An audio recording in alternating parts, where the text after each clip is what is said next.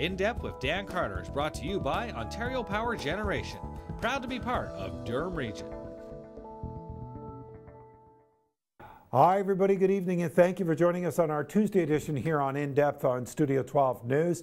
A big discussion that's happening all across this country of Canada, and of course across the province of Ontario, is what's happening to the middle class, what kind of steps are needed, and how do we start this discussion about truly understanding about jobs, the economy, and about the future of our children. Jim Freeman is the president of the Durham Region Labour Council. He stopped by our studio to spend some time with us and explain what truly he believes is going on. There's a big discussion about what's happening to middle-class Canada, and because you are so entrenched in representing a lot of different people from a lot of different sectors, and you've spoken quite passionately for many years about the middle class of Canada, I wanted to come to you and say, what's going on with middle-class Canada?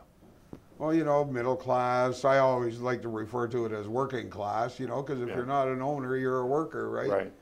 But it just seems to be a relentless attack on the working class of this country right now, whether it be in Ontario, whether it be through the federal government. But it just seems like there's this a giant push to drive wages down in this country. You know, I mean, we're never going to be able to compete with Korea. We're never going to be able to compete with Japan on wages only. We've done it through our advanced technology and through the skill of our workforce here in this country. But it just seems like there's, you know, slowly through the Harbour government, we seem to be going back to, you know, hewers of wood and drawers of water. Like all we're interested in is selling off our natural resources. So talk to me about, just recently there was an announcement with the Canadian government signing this deal with South Korea. And I know that not everybody's seen the details, but there's a lot of concern on the automotive industry that it's going to have a significant impact on the auto industry. Is that what you understand about this deal, Jim? Well, from what I've, you know, and this has been going on for 10 years, so Unifor and prior to that, CAW, and Jim Stanford, and we've been talking against this trade deal for almost 10 years now. Right. You know, I think at the time when we first started talking about it, our biggest export to South Korea was wood pulp. Right. You know, I think now it's coal, and then the wood pulp's right up there still. Right. So again, what we're doing is selling off all our natural resources to another country, and buying back finished product from them, and that's not any way to create jobs in Canada or to build the Canadian economy, you know? Right. In this new deal, I mean, it sounds like coal will still be a big part of this deal that goes there. I guess there is some winners on this, which I understand will be the cattle industry, the pork industry, maybe the chicken industry. Agriculture seems to win on this deal. But the major concern is on the manufacturing side. There's some estimations for every 3,000 South Korean vehicle that comes into Canada that only 100 Canadian cars will get into their market. So is it truly a free market deal, or? No, you know, like for Canada, what's this deal? Maybe we'll sell an extra 10 or 15 cars into South Korea, but in return, the fear is we're gonna get flooded with Korean built vehicles into this country, you know. And well, that does it for tonight. We're going to pick up this conversation on Thursday. Just a reminder that you can get more information online about the Durham Regional Labour Council at www.durhamlabor.com. They've got information there, and I know that there's a lot of different public meetings that will be coming up, and I know Jim would love to see more citizens participate. Thanks for joining us. Here's Mike Green with Discover Durham. For joining us on our Thursday edition here on In Depth, Studio 12 News. Jim Freeman has been spending some time with us. A big discussion, not only with Jim, but also Unifor, also Sid Ryan. A lot of people are having these discussions about what truly is going on with middle-class Canadians, and how about those Canadians that are struggling? How are we creating jobs that are able to look after families? How are people going to be able to afford to live in today's society? And it seems to be a big concern, especially with organized labor.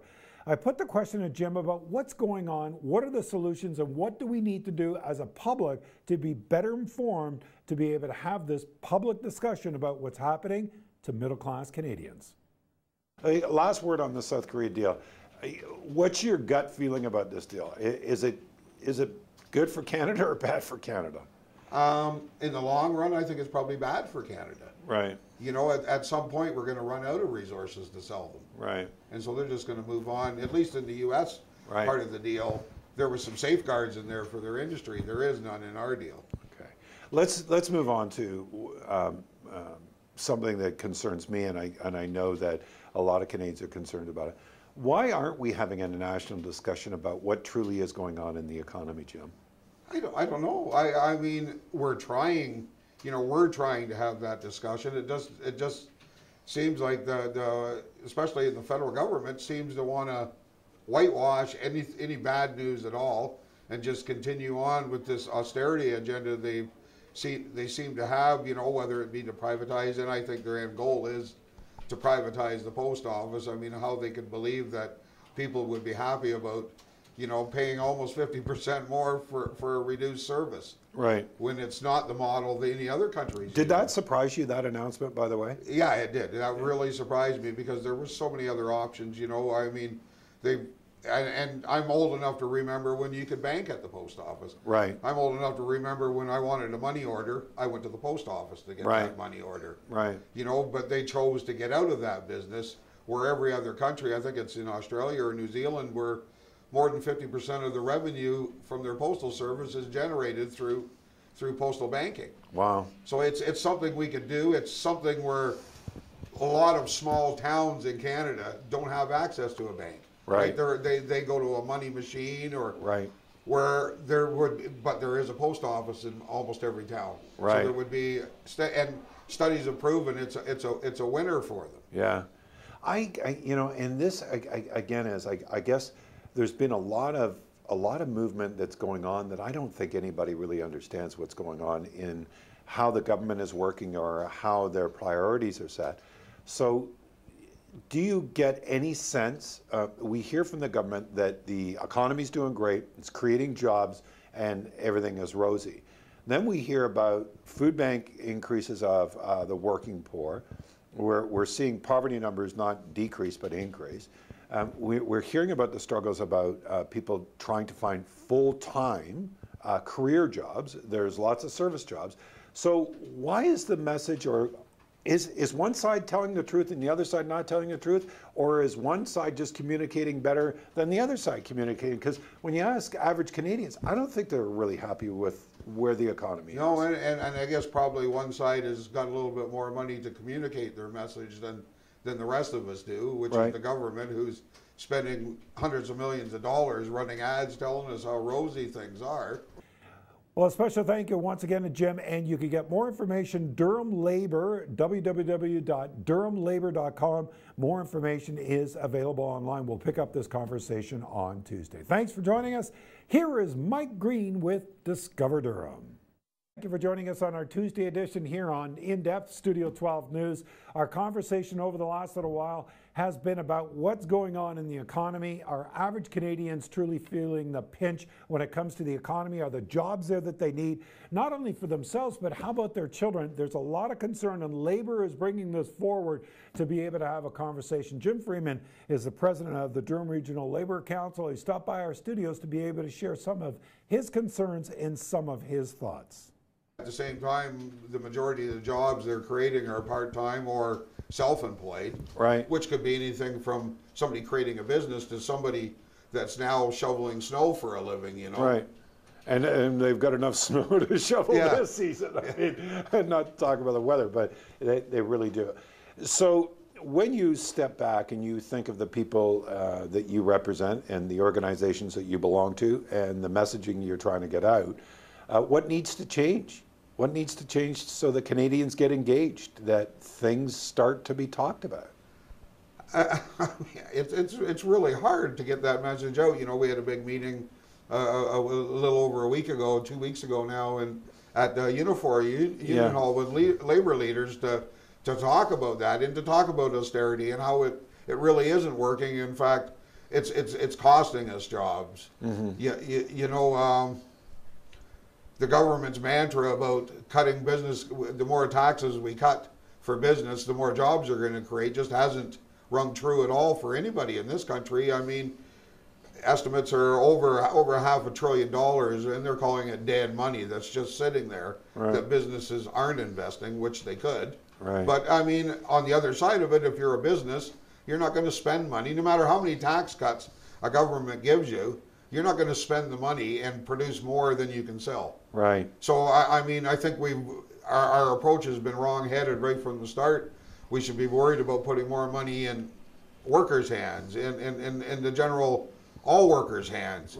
Because they're the ones, that's the biggest driver of the Canadian economy, is domestic spending. And so to give a multinational corporation a huge tax break, and they're not creating any more jobs at all, where if you gave their employees all a bit more money in their paycheck, they're going to spend it in local businesses and actually create jobs. So what are labor leaders saying as a strategy? How do you start this national conversation, Jim? Because sooner or later, Canadians need to get engaged about what truly is going on in the economy itself.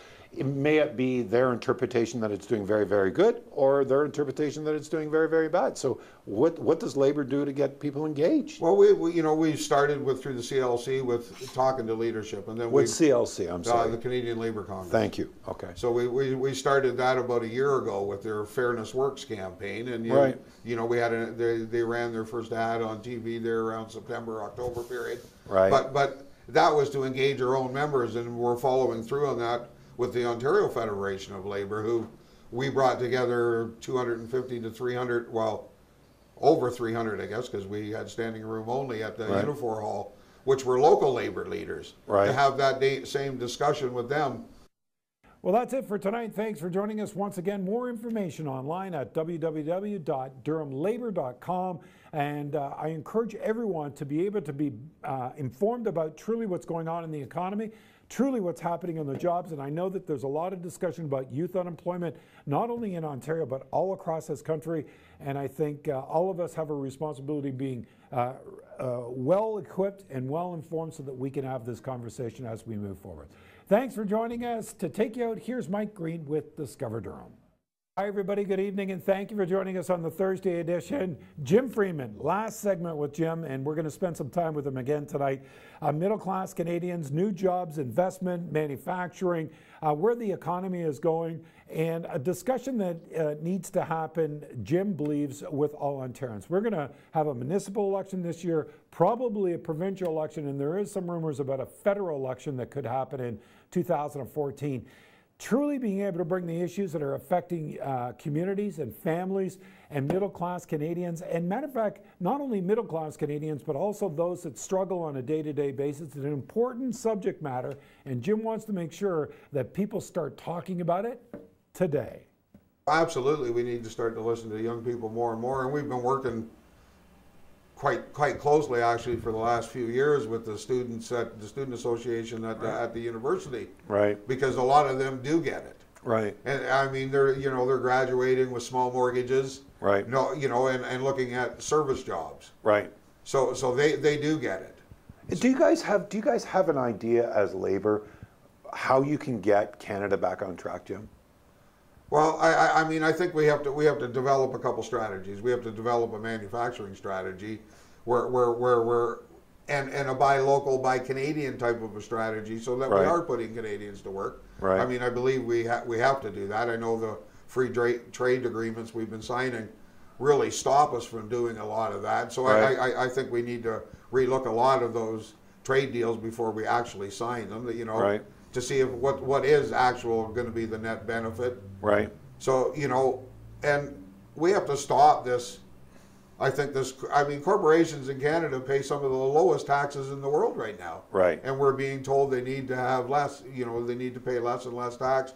I think we have to stop that silliness, because all it's doing is forcing us to cut more and more, the post office, cut more and more services that most Canadians rely on and don't really put the two together, tax and services, which people call it a tax. You can almost call it dues, because you're paying for something you're getting. It's not It's not like you're just giving them money, you're paying to have your roads cleaned and everything else, right? We've got a provincial and a municipal and maybe even a federal election this year. I mean, there's some rumors that Harper's going to pull the plug early to kind of take advantage and stop the momentum the other two parties are growing.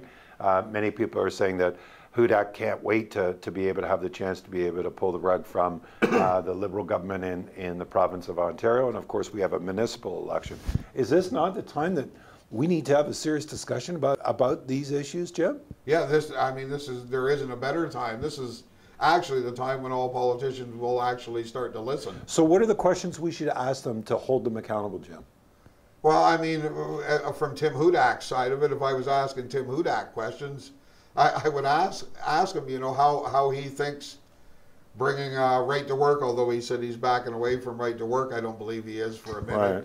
You know, but how he thinks that's going to create more jobs when we've and grow the Ontario economy when we can just look at state after state in the U.S.